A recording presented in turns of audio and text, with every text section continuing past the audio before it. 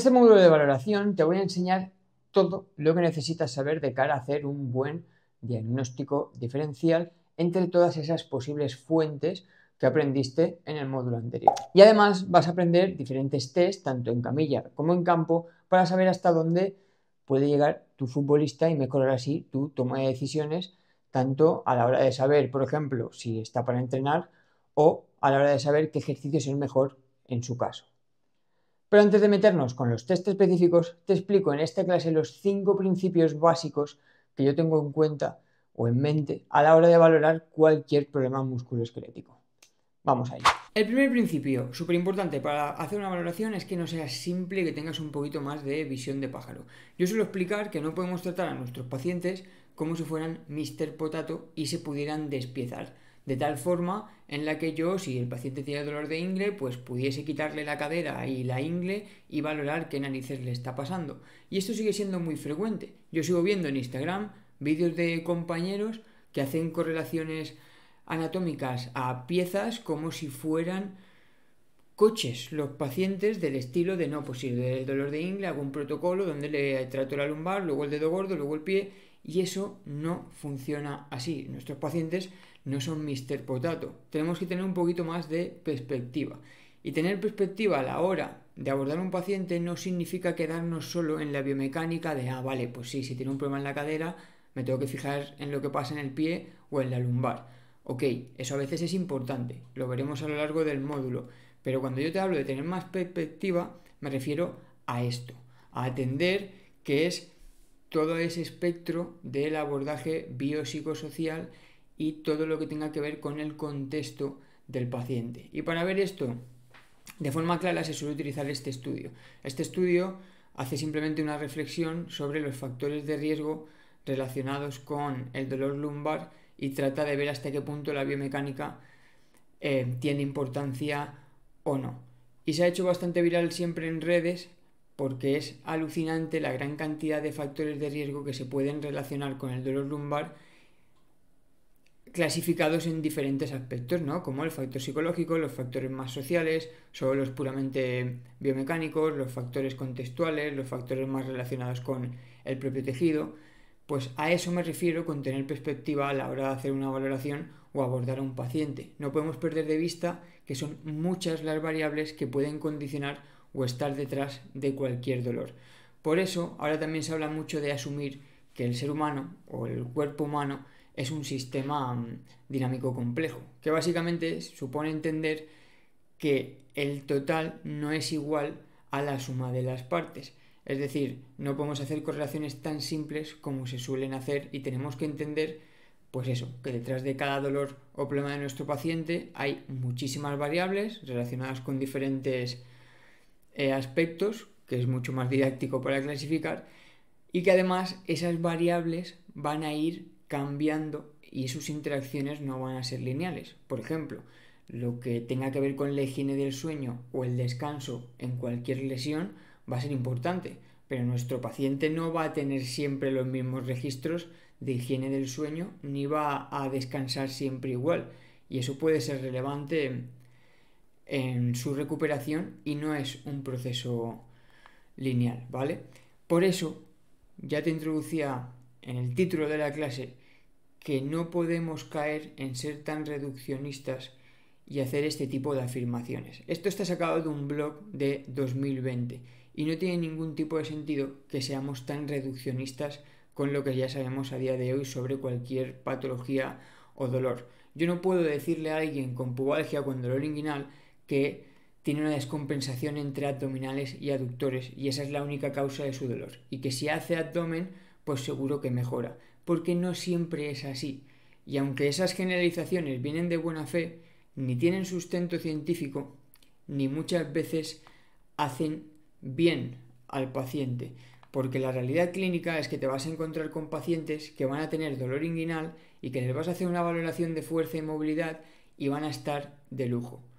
Y eso puede pasar. Y entonces, ¿cómo le vendes tú a ese paciente que lo que tiene es una descompensación si está perfecto? No tiene por qué. Como te vas a encontrar pacientes que a nivel de valoración de fuerza tengan unas asimetrías de locos, una descompensación de locos, una rigidez a nivel articular de locos y no hayan tenido pubalgia nunca.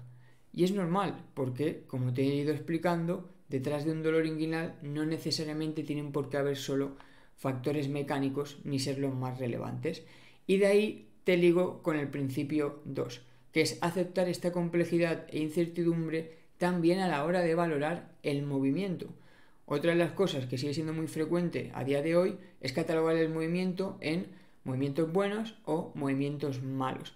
Y eso tampoco tiene sentido cuando entiendes que el movimiento no es más que un patrón emergente que trata de adecuarse a un contexto en base a lo que nuestro cerebro tenga por experiencias previas. Pero no podemos catalogar el movimiento como bueno o malo. Por ejemplo, este ejercicio, ¿vale? Una búlgara o una sentadilla unipodal puede ser muy exigente para los aductores, porque esa unipodalidad va a exigir al aductor mucha estabilización de la rodilla y va a ser exigente para los aductores. Yo no puedo coger y a un paciente decirle, porque tiene dolor inguinal relacionado con aductores, que no haga ese ejercicio porque es malo. No tiene sentido. O que no abra mucho la rodilla o que no vaya con la rodilla muy adelante porque es malo. No puedo generalizar a la hora de valorar o catalogar movimientos. Tendré que tratar de individualizarlo al máximo en base a cada paciente. Sí que tendré pacientes donde, por ejemplo, si está en una fase muy irritativa, le podré decir, oye, pues igual este ejercicio no es buen momento para hacerlo ahora porque todavía no estás capacitado para hacerlo, pero no porque sea malo, ¿vale? Y esto es extrapolable a cualquier ejemplo que se os ocurra relacionado con el movimiento. El tercer principio, que es mi favorito, es entender el poder de las palabras y el contexto. Y es que, ¿qué digo cuando valoro? En muchas ocasiones es más importante que lo que voy a valorar en sí. Al final, seguro que sabes ya qué es el placebo y todos los estudios que hay alrededor del placebo. Seguro que conoces casos de ancianos en residencias que, como están muy medicados, pues para dormir, en vez de darle somníferos, les dan pastillitas placebo de azúcar para conciliar el sueño, y como ellos se creen que son somníferos, concilian el sueño. Pues esto ya está muy demostrado a nivel de evidencia en diferentes contextos. También hay estudios similares con el tema del azúcar, de que cogen dos muestras, a las dos muestras les dan bebidas azucaradas, con la diferencia de que una de las muestras se piensa que está tomando bebidas azucaradas, pero realmente no lo están. Luego analizan los índices de glucemia y son igual en ambas muestras. Esto demuestra que el cuerpo muchas veces trabaja no en base a lo que recibe, sino en base a lo que espera recibir. Y es algo que todos tenemos bastante trillado. Además, seguro que te ha pasado ya con algún paciente que has hecho alguna técnica que tú eras consciente que no estabas haciendo bien o que no estabas haciendo como lo hacía el profe que te lo enseñó en el curso, y que por arte de magia ha funcionado y le ha venido de maravilla. Pues no pasa nada. Puede pasar, al final el placebo va implícito en todos los abordajes que hacemos como fisioterapeutas, sean cuales sean. Lo que no tiene sentido es que si entendemos esto, no tengamos en cuenta que igual que podemos ser beneficiosos, podemos ser perjudiciales. Y todo lo que sean mensajes de te lesionas porque no estiras, es que tienes el core muy débil, es que tienes que hacer más abdominales, es que te lesionas porque tienes muy mala movilidad, son mensajes que pueden condicionar negativamente la recuperación de un paciente, y especialmente en casos de dolor inguinal persistente o que ya tienen mucho peregrinaje médico, este tipo de mensajes pueden ser demoledores. Te digo de verdad que es increíble la cantidad de pacientes que he tratado ya, que simplemente en la primera sesión, lavándole un poquito el cerebro y quitándole falsas creencias de la cabeza, han conseguido mejorar muchísimo su dolor. Y detrás de eso seguramente esté esto, el cómo nos pueden llegar a condicionar y a influir en nuestra experiencia de dolor todo este tipo de mensajes tan negativos y condicionantes, ¿vale? Y lo mismo con el contexto. Todo lo que tenga que ver con el contexto también va a influir en la experiencia de dolor de tu paciente. Es decir, el cómo vistas, el cómo espere él que fueras vestido, el cómo sea la clínica donde lo abordas, todo lo que entre dentro de la escena terapéutica puede influir en el dolor. Y eso lo tenemos que tener en cuenta para tener una visión con más perspectiva y para no caer haciendo tonterías como la de la compañera, que se puso a morder espaldas a famosos y ahora dice pues que es genial morder espaldas y es súper terapéutico. Y ese tipo de cosas funcionan, claro que funcionan. Y como esta, hay muchísimas historias que os encontraréis en vuestro día a día con otros compañeros o con intrusos haciendo ese tipo de barbaridades. Lo que tenemos que entender es el por qué funciona. Y detrás de muchos de estos tratamientos, el por qué funciona tiene más que ver con la historia natural propia de la recuperación de esa patología o con el efecto placebo y las creencias del paciente. Porque evidentemente, si tú te crees que los mordiscos te van a venir bien, es mucho más probable que te vayan a venir bien. Cuarto principio, perspectiva. Al final es lo que te he ido diciendo y lo vamos a reforzar. Aquí lo que sí que te he puesto es que no me gusta nada eso de valora como lo hacen en la élite, que es como un eslogan que se utiliza en muchas clínicas para atraer a deportistas amateurs y hacerles creer que son profesionales. Bien, eso no está del todo mal, pero hay que tener cuidado con lo que vendemos, porque la realidad es que un deportista amateur no tiene nada que ver con un deportista profesional.